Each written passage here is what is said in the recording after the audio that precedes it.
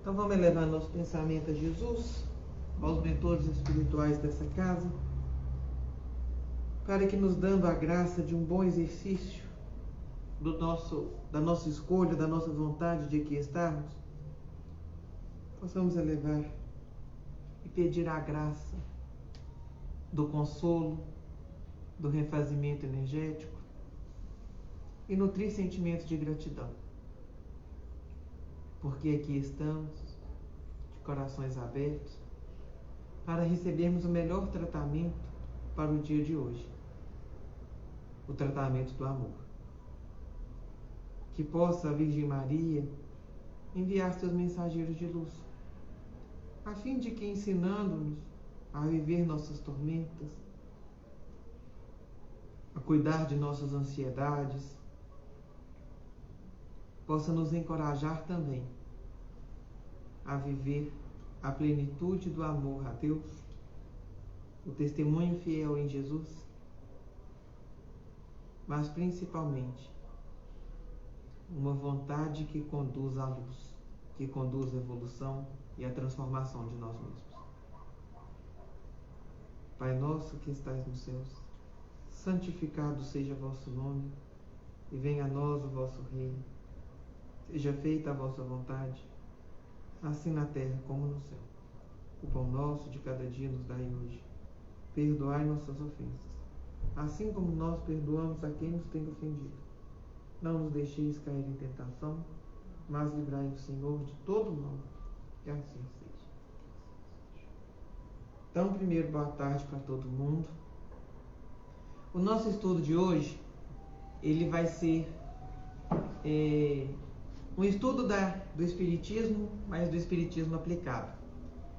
No dia 27 de maio, foi para o plano espiritual, pelo processo de desencarne, uma das fundadoras da fraternidade, que foi Silvéria. Essa, para muitos, Dona Silvéria, mas para nós, Silvéria. E aí a gente pensou em falar de 3 aspectos dentro da doutrina para falarmos dela. O aspecto da Silvéria amiga, da Silvéria espírita e da Silvéria médium. É engraçado porque falar de Silvéria dentro da doutrina espírita é quase que a mesma coisa do que falar de Silvéria só. Ela foi uma pessoa que não foi santa, nunca fingiu não ter as suas dificuldades, lutou contra elas o que pôde, mas principalmente Silvéria foi uma mulher que viveu para a espiritualidade. Quando, da última vez que eu fiquei pensando sobre Silvéria, eu fiquei refletindo se eu conheci Silvéria em algum momento fora do contexto da espiritualidade. E eu percebi que não. Em todos os aspectos, ela fazia com que a espiritualidade acompanhasse ela. E aí, eu tomei a liberdade de repensar um pouquinho da história dela com um parêntese. Porque a história dela começa antes dela. A doutrina espírita em Esmeraldas tem a graça de ser trazida por seu Livio, Dona Olga, da família Gel, e um pouco depois por seu José Costa, e pela luta pelo discernimento, pelo amor ao Cristo que foi apaixonando a eles, o Espiritismo foi se consolidando aqui em Esmeraldas. Nos livros, nós temos relatos, por exemplo, das reuniões de efeitos físicos, de materializações, que o Peixotinho tinha junto da família de seu Livio na fazenda. Através da família Costa, sabemos que, por exemplo, um Chico Xavier, um grande médium, também participou do trazer o cristianismo redivivo aqui para Esmeraldas. Mas esses grandes nomes colocaram nesse terreno, nessa terra, apenas uma semente. E aí nós temos, dentro dos testemunhos dos filhos de José Costa, os seus relatos, já que nós não tivemos a graça de conhecê-lo encarnado. De uma seriedade com a doutrina, de um compromisso com o coração, com uma retidão moral que condizia com aquilo que o Evangelho pedia. Dentro das orações, seja na hora das 18 horas, a hora do Ângelus, onde se reuniam para oração, seja nos pequenos testemunhos cotidianos, como no tratamento de um funcionário e o amor dedicado a ele, percebemos que o Evangelho era mais do que os livros de Kardec. Eles estavam, todos aqueles conhecimentos estavam participando daquela vida. Mas esse tempo, que foi um tempo onde o Espiritismo era apresentado para uma comunidade, para uma sociedade ainda com pensamentos muito rígidos, com um pensamento religioso bem avesso ao Espiritismo, nós tivemos um amor sem fim para a não desistência. Para que nós pudéssemos estar aqui hoje e não termos problemas em dizermos espíritas. E esse amor pelo Espiritismo foi permeando algumas pessoas. Silvéria Espiritismo, para quem a conheceu aqui, era quase que o mesmo assunto. Ela não sabia sentar numa roda e falar de um assunto e em algum momento ela não falasse de doutrina espírita. Quando no Evangelho de Jesus, no Evangelho de João, nós temos, falando sobre amizade, inclusive foi o versículo utilizado pela espiritualidade para dar nome a essa fraternidade, Jesus fala que ele já é nosso amigo. E nós não somos servos dele. Porque um amigo, como amigo, ele nos deu tudo a conhecer. E certa feita, Jesus estava em oração dentro de uma casa e dizem que sua família, seus amigos estavam lá fora esperando ele. E ele faz uma pergunta: e quem são minha família? Quem são meus amigos? Senão aqueles que cumprem a vontade de meu Pai. Silvéria não era uma pessoa imaculada. Não. Aliás, Silvéria era uma pessoa que incomodava. Silvéria era uma pessoa que não se contentava pelo Espiritismo, pela doutrina, pela Umbanda, para quem ela se dedicou. Pensa aí, uns 50 e poucos anos ela dedicou a Umbanda. Ela não aceitava mais ou menos. E eu fico pensando nessa parte de Jesus falando: quem é sua família, quem são seus amigos, senão aqueles que cumprem a vontade do Pai. Ela cumpriu. Porque quando Jesus ele passa pelo processo do desencarne, logo após Pentecostes, ele fala que ele nos manda evangelizar. Ele nos manda levar a boa nova de Jesus. E ela inventava circunstância para falar de Jesus. E falava com um amor que emocionava. Quando esse amor se tornava prática, irradiava dos olhos dela. E olha que já depois de um tempo, seus olhos físicos estavam comprometidos. Os olhos da alma não. Silvéria era uma pessoa corajosa. Porque quando a gente bateu muitas vezes a porta dela para pedir ajuda, para pedir socorro, para pedir conselho, ela nunca disse não. Ela sempre dava a contribuição humana que competia a ela. Então, para o desenvolvimento da mediunidade de muito de nós, a mão dela estava. Para aconselhar, ela estava. Para chamar a atenção, ela sempre estava. Mas ela tinha uma necessidade de nos fazermos andar com as próprias pernas, não gerando um vício moral ou uma dependência quanto a ela.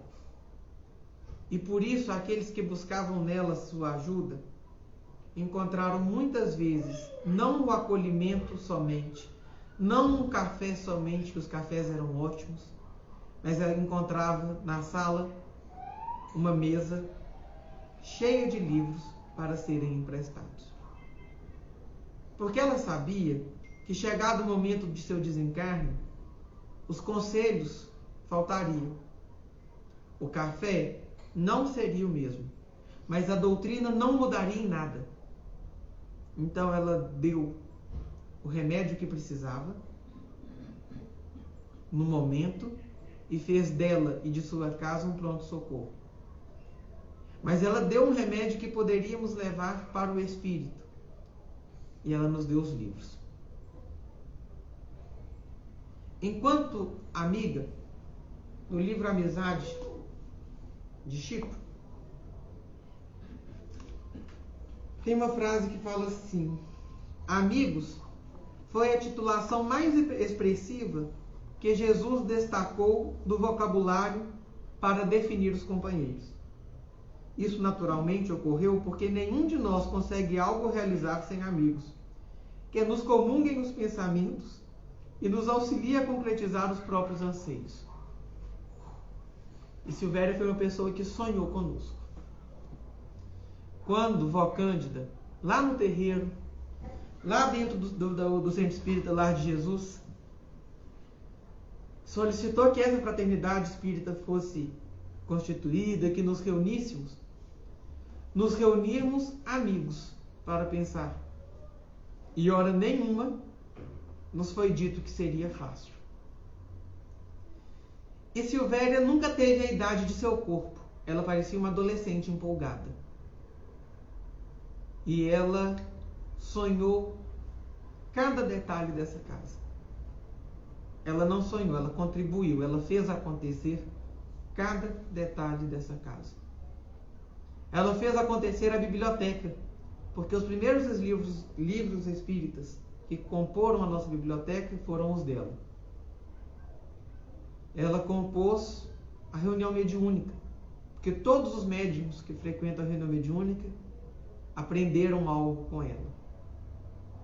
Ela compôs o passe, porque todos os passistas da casa, em algum momento, já estiveram com ela. E Silvéria, ela não se contentou em ajudar a constituição dos documentos, da estrutura física. Ela, com as suas limitações, veio inúmeras vezes às nossas reuniões. Eu brincava com ela que ela era uma mentora encarnada. Porque quando ela chegava aqui, via que alguma coisa podia melhorar, ela só falava assim no final da reunião: passa lá em casa depois. E esse depois eu sabia que tinha que ser o outro dia. E ali ela ia falar o que ela não tinha gostado e que ela achava necessário mudar. E Silvéria foi acontecendo. Enquanto amiga, ela foi irmã. Enquanto coragem, ela foi exemplo. E enquanto perseverança, ela foi teimosa. Porque ela foi perseverante quando todo mundo achava que ela já não tinha condição. A última vez que ela esteve aqui na fraternidade, ela veio com Maria Rita e ficou com medo por causa do degrauzinho. E ela observou os detalhes, andou nos cômodos poucos que tem a casa, e ela disse o quanto a casa estava bonita por ser simples, e que essa simplicidade não se perdesse. Ela disse o quanto que valeu a pena as dificuldades quando nós fomos fundar a casa, porque ela estava andando, estava se confirmando que existia um propósito da espiritualidade para a sua fundação. E aí, 1 ano e meio da fraternidade, muita coisa aconteceu. E aí a gente fala da Silvéria espírita. Porque o Evangelho segundo o Espiritismo nos fala que o bom espírito é aquele que doma suas más tendências. E Silvéria foi uma pessoa que sabia do seu gênio forte e nunca escondeu. E de um tempo para cá, quem estava convivendo com ela sabia o quanto ela estava se cobrando por ter feito pouco. Ela achava que devia ter feito mais. Que muito tinha sido dado a ela. E que mesmo assim ela tinha dado pouco. Ela achava que perdeu a oportunidade de trabalhar na seara de Jesus. E certo dia eu falei com ela, quando a gente conversava, que eu não concordava. Que perder a oportunidade de trabalho é próprio do espírito encarnado. Mas uma pessoa que em 60 anos de centro nunca faltou a uma reunião, já ensina no silêncio a perseverança. Alguém que contribui depois no Lar de Jesus com Vó Cândida, participando das emanações de energia, das vibrações, das irradiações. Nas reuniões mediúnicas se fazia dialogadora, conversando com os espíritos em sofrimento. Ela não perdeu a oportunidade. Aliás, ela criou oportunidades. Ela teve a capacidade de fazer mais. Ela conseguiu fazer com que pessoas fossem felizes quando não se achava possível ser feliz. E eu poderia colocar inúmeras pessoas que ela levou à fraternidade espírita para receber o auxílio que ela sabia se fazer necessário e urgente, como a ela foi dado remédio pela espiritualidade diversas vezes. Às vezes era até na insistência, a gente ia no cansaço. Mas era aquela boa insistência. Porque ao invés de nos incomodar e nos levar à estagnação, quem soube aproveitar foi incomodado para buscar ser melhor e se conhecer. Enquanto espírita, levou o Evangelho segundo o Espiritismo à risca, sendo todos os dias às 18 horas ele lido e meditado. Enquanto espírita, foi fielmente cumpridora do Evangelho no lar e levou a sério que fora da caridade não há salvação. Sempre buscando assistir, dentro de suas possibilidades, àqueles que precisam.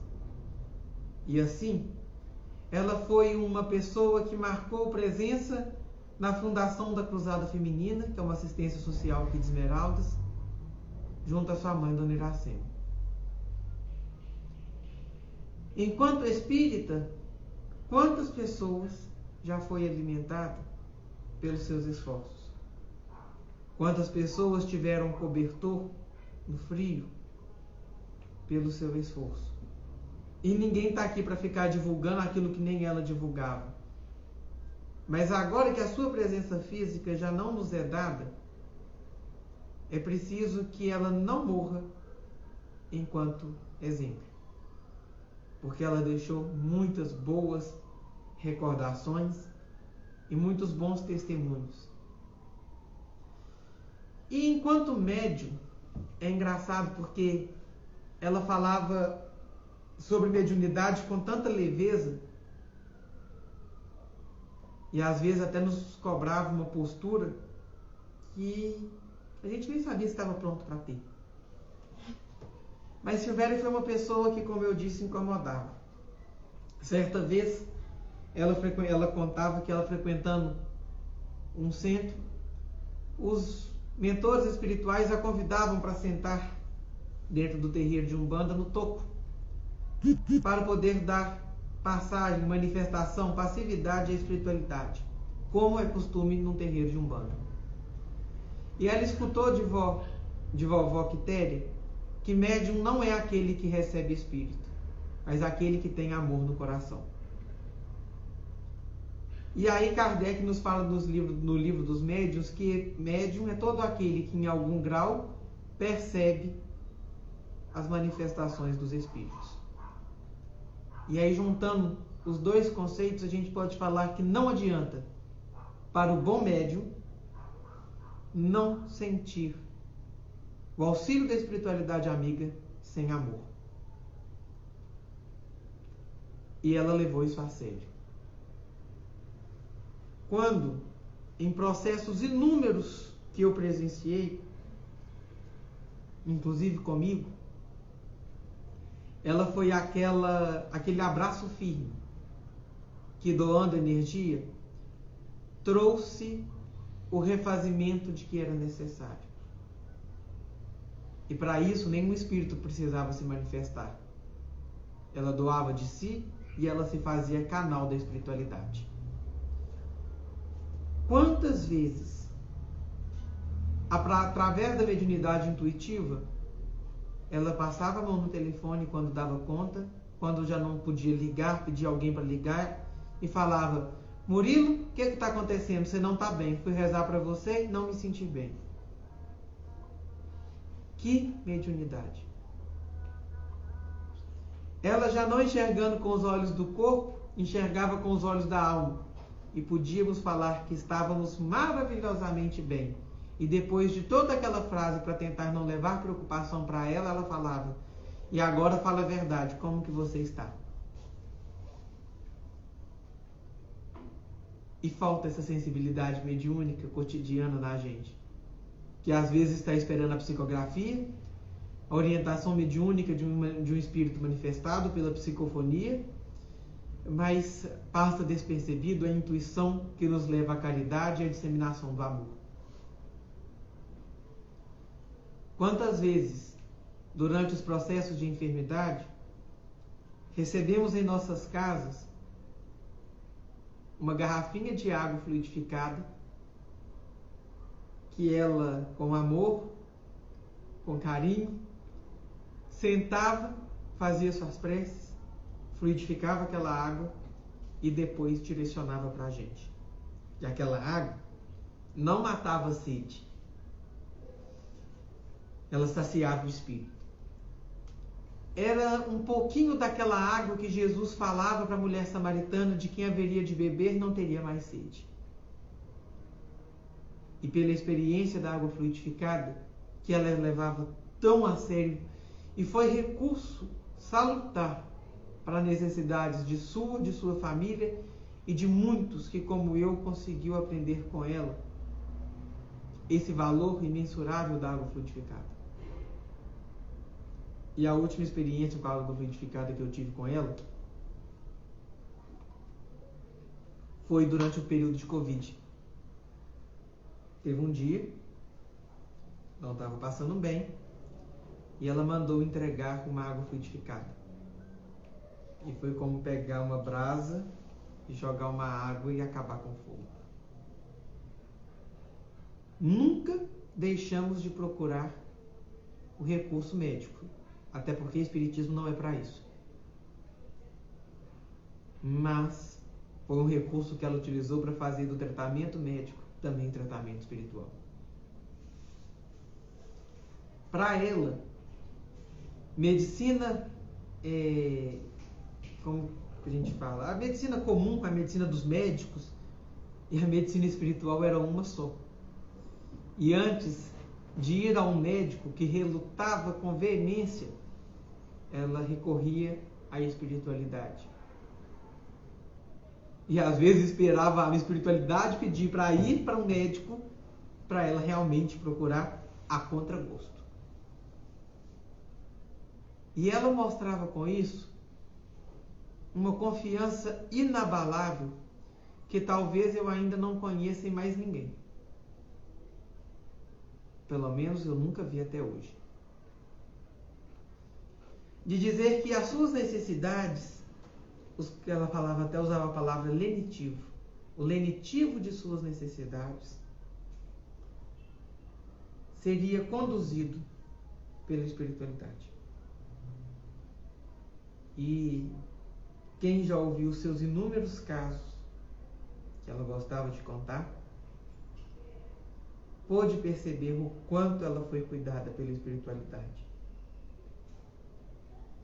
E um dia eu compartilhei com ela uma frase que eu falei semana passada durante o estudo,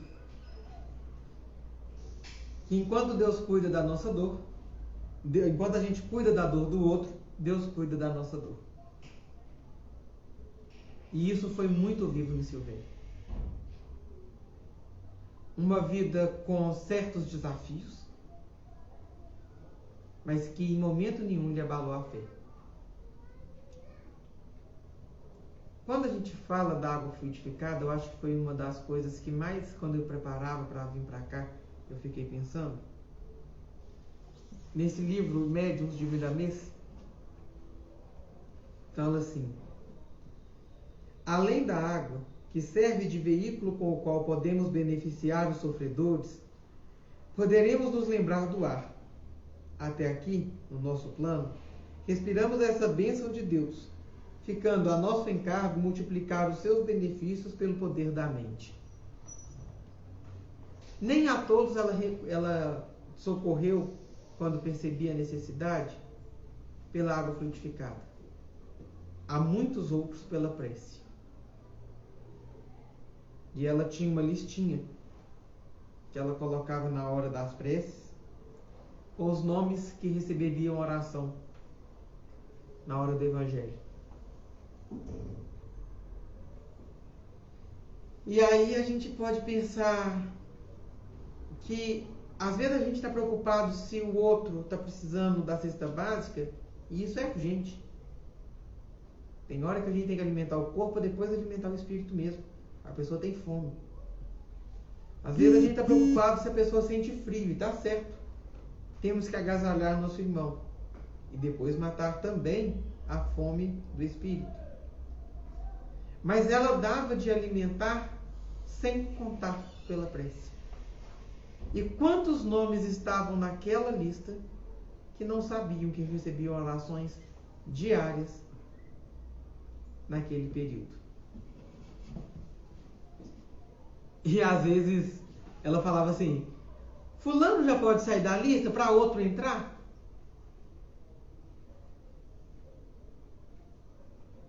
E era uma alegria quando via que ao orar as preces surtiram efeito. Aquela pessoa que ela estava em oração havia se recuperado, havia melhorado, e que outro podia receber aquela oportunidade. Ela foi uma pessoa que pensou tanto no outro e não nela, que a pandemia chegou. E ela nunca fechou o portão de sua casa para qualquer pessoa que batesse ali. Um momento todo mundo pedindo isolamento, ela concedeu colo. Onde todo mundo queria falar, ela foi ouvida, mesmo também precisando falar. E quando várias pessoas choravam, ela foi um colo que às vezes não tinham em outros lugares. E essas foram palavras que eu escutei essa semana de uma pessoa sobre ela. E Silvério foi se formando em nosso meio. Quando nós tivemos a oportunidade, e a ela eu devo tudo, sem exceção, que eu conheço de espiritismo, e um pouquinho daquilo que eu tento falar ou levar ao outro sobre o espiritismo, ela teve a coragem de pegar uma criança de 12 anos e conduzir quanto à espiritualidade. Ela teve a coragem de proporcionar uma experiência que em poucas pessoas, em raras pessoas, eu poderia ter encontrado. E ano passado, quando no lançamento do livro do Espírito Maria de Lourdes, eu a agradeci. Porque aquele livro era mais fruto do esforço dela do que do meu. E ela falou que não, que todo esforço tinha valido a pena se eu não cruzasse os braços e fizesse o mesmo por outras pessoas. E aquilo, mais uma vez, Silvéria incomodou. Porque ela fez de tudo que ela fez com amor e com caridade. Mas ela ensinou que não podia morrer ali. E mesmo com poucas possibilidades, com as restrições da pandemia, às vezes eu paro e fico pensando se eu tenho feito, na medida do amor, aquilo que um dia eu recebi.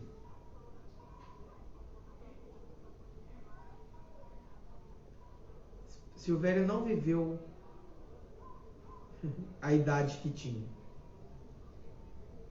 Quando nós chegamos ao centro, outra geração, tínhamos a idade de seus netos e, portanto, a mentalidade da nossa idade.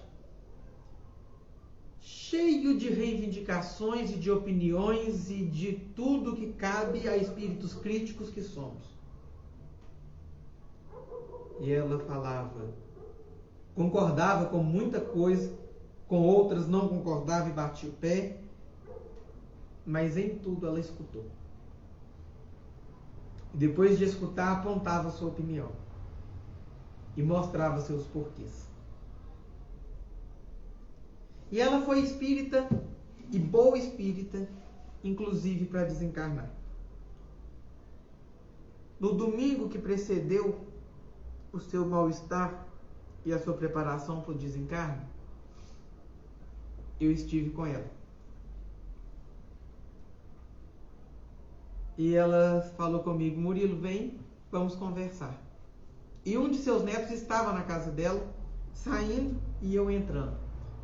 E eu sentei no alpendre, ele despediu, ela falou comigo, Murilo, estou tendo a possibilidade de despedir de cada um.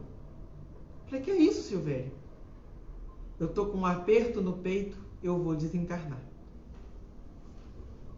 Falei, Silvéria, isso não é coisa de falar, não. Vai fazer pé de moleque.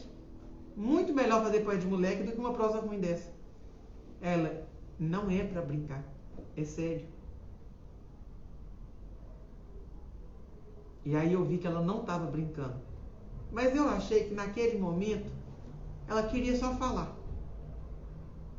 E às vezes não dei a seriedade que eu devia ter dado para aquela conversa. Naquele momento ela falou coisas pessoais e me aconselhou. Naquele momento ela foi um pouco de mãe e acolheu. Assumiu a postura de amiga e riu. Usou da postura de médium e direcionou, orientado pela espiritualidade. Falou sobre o que ela sonhava para o futuro dessa fraternidade, do quanto ela se considerava responsável também por isso tudo, porque em tudo ela estava, em tudo ela deu a maior força, até abrindo a garagem da sua casa para a gente fazer o bazar lá.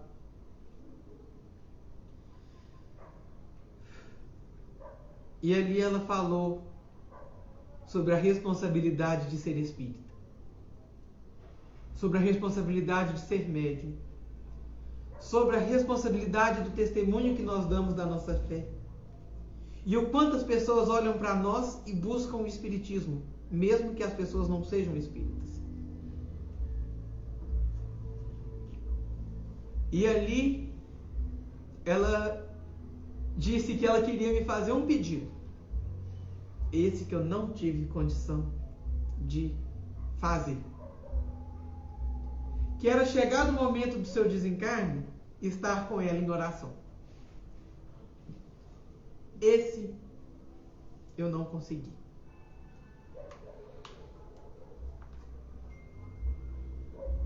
Foi na sexta-feira, o telefone tocou, ela não estava bem. E durante 1 hora, a reação não foi a reação de um espírita, foi a reação de alguém que vacila. Foi sentar e chorar, desesperado. Depois, passada 1 hora de rebeldia, e percebendo a fraqueza que cabia aquele sentimento, fiz aquilo que ela faria. Liguei para algumas pessoas que eu confio e falei: vamos rezar. E unimos algumas pessoas em oração. No sábado, permanecemos em oração e acompanhamos um pouco daquele calvário que preparava seu desencarne durante a semana. E no domingo e no sábado, nós começamos uma experiência que acredito eu que de onde ela estiver, ela está feliz por termos vivido, que foi a oração em conjunto. E durante aquela sua semana de preparação, nos unimos às 18 horas num grupo grande, de amigos, conhecidos, uma boa parte de sua família, que acolheu uma sugestão que demos de mantermos a oração das 18 horas e fizemos as orações por ela. No domingo, eu estive lá, no hospital. E o cuidado de Deus é tão grande, mas tão grande por cada um de nós, que era visível a espiritualidade ali. E na companhia de sua neta, nós fizemos nossa oração e aplicamos o passe nela. Pela enfermidade do corpo, ao rezarmos a prece de Cáritas, a sua reação foi a mesma de todas as vezes que ela era dita: a emoção. E ela chorou. Na terça, fizemos uma oração breve lá também, já com 2 de seus filhos. E aquele momento é como se seu espírito já estivesse pronto para se desligar da matéria. Era como se ela não estivesse mais ali. Chegado na quinta, a espiritualidade é tão sábia que me deu a oportunidade de mais uma vez estar com ela. E a cuidadora que estava com ela olhou para mim e falou: Murilo, hoje ela está diferente. Eu olhei para ela e falei: não, hoje ela está desencarnando. E como foi difícil falar essas palavras. Porque eu queria ter tido a consciência e a evolução que eu não tenho, de ter acompanhado aquele processo como ela acompanhou o de seu esposo, sentado à beira da cama, em oração, esperando o desenlace. Eu não tive. Eu peguei uma cadeira, sentei ao seu lado, coloquei a Ave Maria para tocar, fizemos a prece, e eu e aquela cuidadora, juntos, aplicamos o passe nela. E toda a sua feição naquele momento foi como se tivesse acerenado. E a espiritualidade ali presente mostrava que não tinha mais nada que nós, encarnados, poderíamos fazer, a não ser prece e dar condição a ela de ir embora, na certeza de que continuaríamos bem. Quando chegou por rituais que estavam ali, virou e falou: vai embora para o centro. Eu falei: mas por quê? Eu quero ficar. A resposta dele foi: você fez tudo que você podia, mas a partir de agora você vai atrapalhar.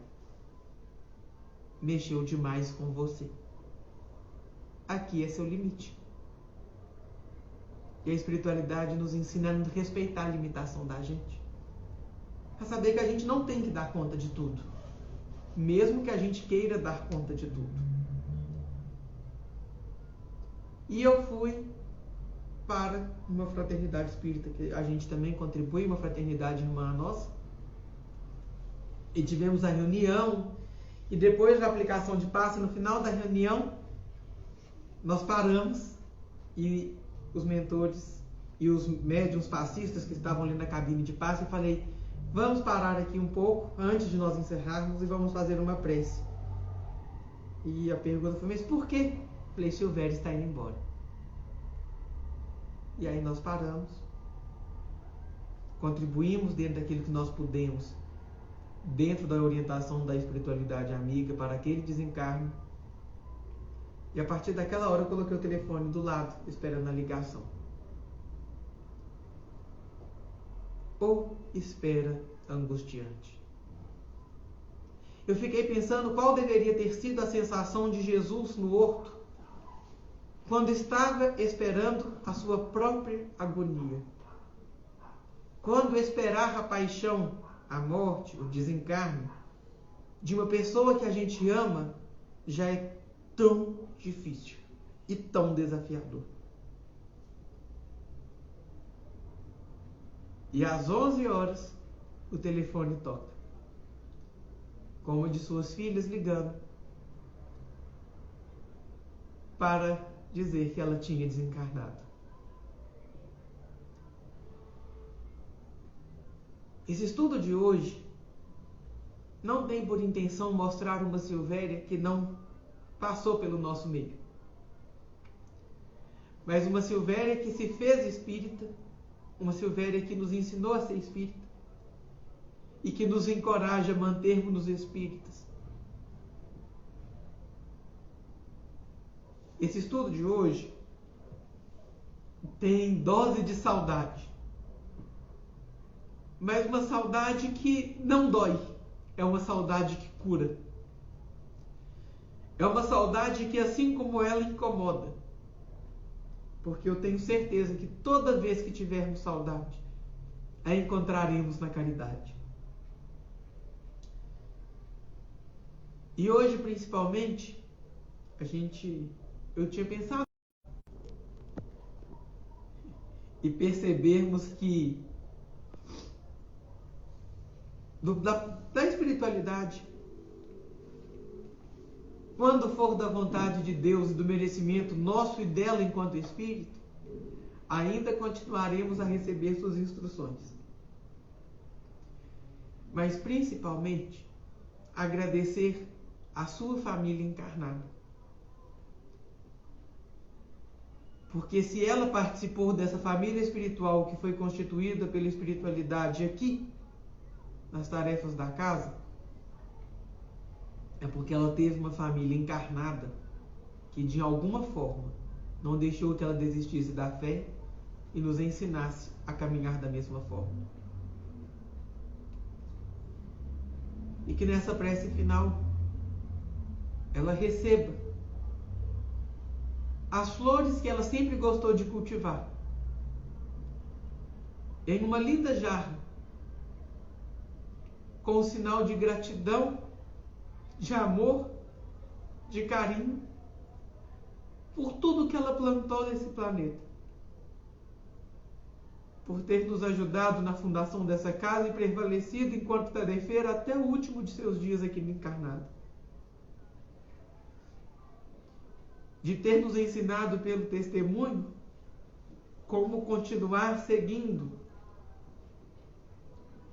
e jamais contentando, mas sempre querendo sermos melhores do que nós mesmos ontem.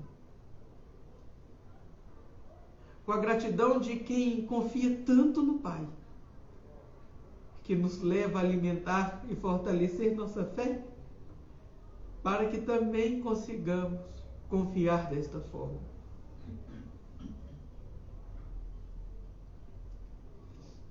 Que ela receba do plano espiritual todo amor, todo carinho que compete a cada um de nós de a enviar.